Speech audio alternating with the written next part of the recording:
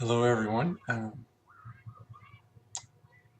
I have came back from my trip from India, and I'm going to be posting this video on a few different websites. Some people know me as Adam, some people know me as Morgan, but officially soon it's going to be Sri Ananda Prema Pujitan. So Prema is fine. Um, that's the name I'm going to be going by. And so many wonderful things that I can't quite put into words. I discovered or discovered me on this journey I had, and where to begin. I do want to thank a few people first. This ongoing process, because every day it seems that I'm able to find the words, or I'm able to implement something that I've learned in my life. So first I would like to thank um, Sri Ananda Priya Pujita for your dedication to finding your own enlightenment. It's very inspiring, especially one who is at such a young age. And even though I know age has nothing to do with it, thank you for everything that you do. And another I would like to thank is Vinod Khanna. You're the best roommate I could have possibly had on this trip. It was a lot of fun, and we were able to tell each other what we were learning. So that helped a lot too outside of class. And so like I said before in the previous video, one of the main reasons that I did go on this journey was how do I cultivate more joy in my life? What is joy? What is love? And how can I commit myself better to becoming enlightened, realizing my own enlightened nature? And a lot of that was answered just in the name given to me by Swamiji. The whole name is Sri Ananda Prema Pujitan. And in America, it would be Prema Pujitan Ananda. So Ananda is the state, existent is blissful. Prema, which will be my first name here, is loving. Pujitan means worshipping. So the name means blissfully loving and worshipping. And so this is an identity. This is a divine identity. This is also how the cosmic forces work through this being. This name, this identifies how I'm manifesting divinity in my life. So I am love, I am joy. These are the two things that I wanted to find, and that it's what I am. So just that alone is magnificent. And worshiping. Now, the definition I had for worshiping has also changed dramatically.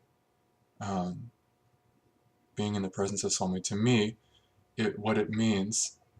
And first, I want to thank also Inner Awakening participant Kyle for asking this question, because this profound secret might not have been um, shared with us by Swami unless the question had been asked. And Kyle asked if I am, he said, isn't this situation kind of silly to come and do Inner Awakening from one standpoint, because I am you and you are me. And Swami said this is one of the biggest secrets out there, is that when you have someone that you have a strong connection with, that is an enlightened force, whatever God, goddess. Now when you think of them, all of those divine attributes that they have, whether it's levitation, healing, anything, manifestation, materialization, anything that they can do, anything that you think of that divine person as, instant teleportation, whatever, those are all of those qualities that you project on them are actually things that you can manifest in your life. And that's amazing. And so that, to me, is the true definition of worshiping, is sannyas or samyama, exploring all of those divine tools that you can orchestrate in your daily life. Like, you know, this is not even something you have to think about or something that's profound. You just do it. And so that was one of the most eye-opening things. There were also a few experiences I had which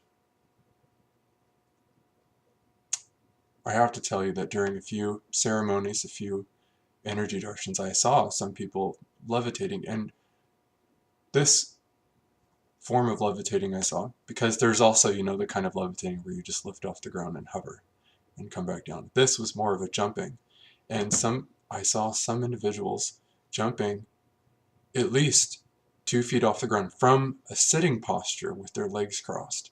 And this is amazing because, go ahead, try to do it just with your muscles, and it's impossible. Even if you were in the air and let's say someone's holding you there and dropped, you would hurt your back, you would hurt yourself falling that distance. It is only through, that's why it's called levitation, not just jumping, because you're becoming weightless to perform that act. So a lot of, you know, I've had some people say, oh, they're just jumping, that's not anything miraculous. And well, no, it is, if you really think about what's going on. And I didn't experience that myself. What I experienced, especially when Swami would say Namah Shiva, every time I hear him say that, and even when I think about that now, it feels like there's a fire inside of me. My spine, I guess you could say, like my whole internal structure just feels like it's on fire, and my spine straightens up, and it's very interesting. And I'm like, what is this? And there was a woman participating in her awakening this time, and she presented the question. I can't think of her name, but thank you, whoever you are, for submitting this question. She asked, what is the difference, or what are Kundalini awakening, third eye opening, and enlightenment? And Swami looked over to the curtains across the room, and he said, I can say that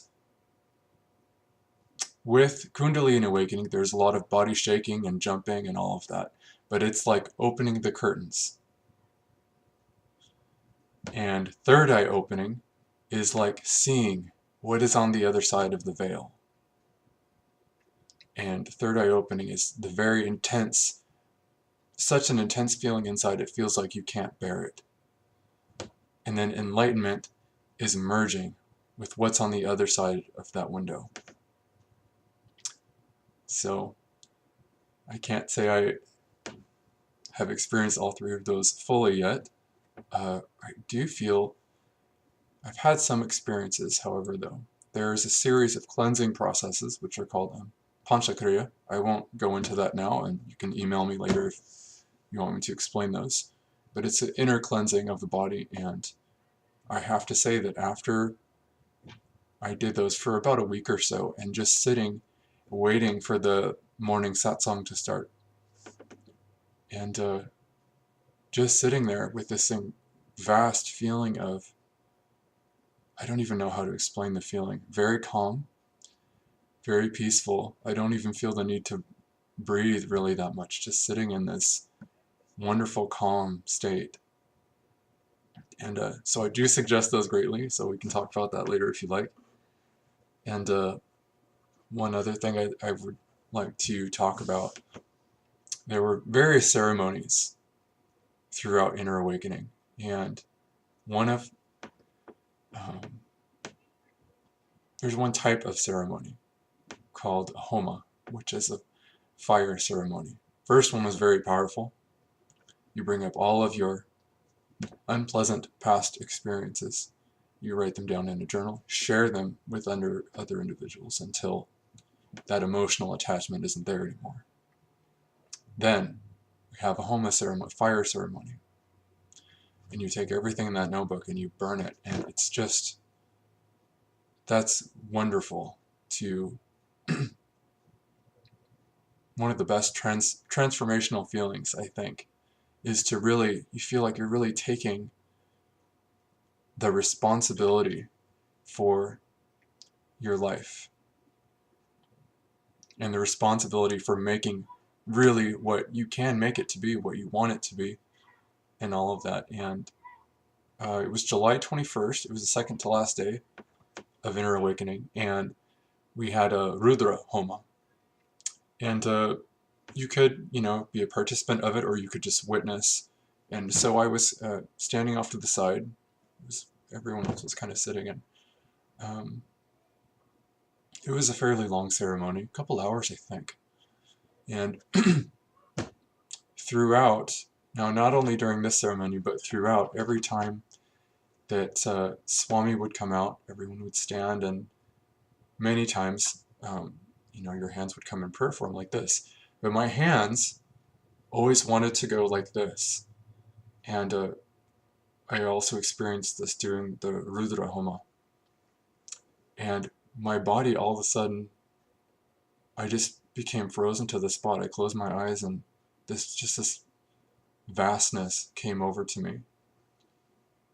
And it came over me, and I don't know exactly the right words to use, but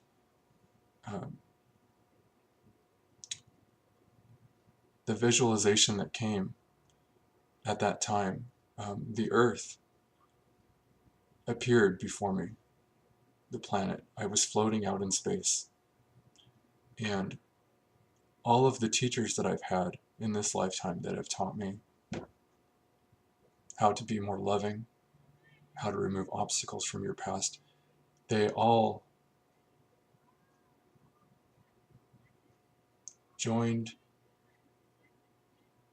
in me blessing of the earth. And I was told that I was to be a force on the planet that helped not only protect, but to rejuvenate that which has been lost.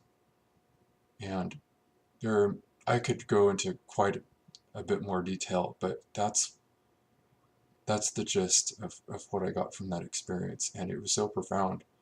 The joy I felt, because I've always felt kind of like, how do we heal the earth? How I would love to do this, but what is the best way? And it was just a confirmation for me, because I have some other meditations I've done before where I've sat and you work on cleansing the waters of the earth or removing radioactive particles, all of these things. And I had such a profound experience that I can't put into words from those meditations. And this, coming and seeing Swamiji, was just a recognition. So this experience was exactly what I wanted it to be. It was a celebration of my life and who I can become and what I can do in the world. And those things that you hold close to your heart in your imagination that seem impossible to manifest, but would be so wonderful, and you could see the benefit for not only your life, everyone that touched your life.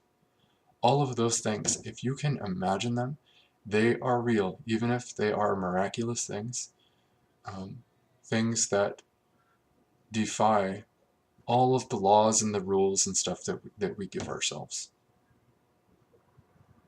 So thank you, Swami, for showing us that the impossible is not only quite possible, it can just be regular daily activities. And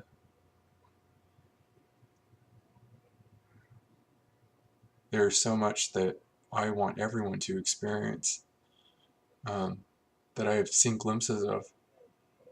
And all I can say is that me meeting you after I've had this experience, us meeting physically in person, will be the best way to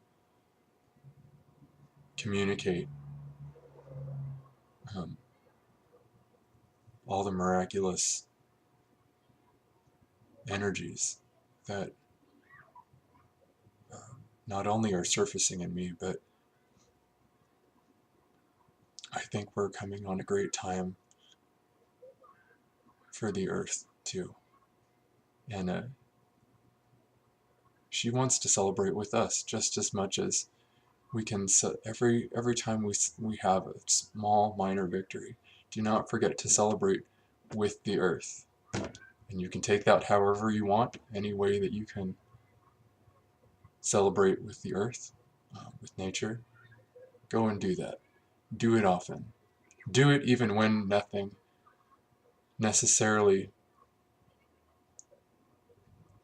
victorious is happening in your life.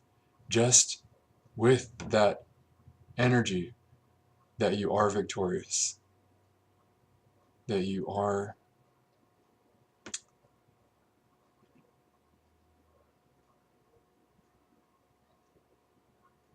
fulfilling what you came here to do, even if you don't know what that is. Just holding that feeling and celebrating it with the earth is enough to begin living successfully. Thank you.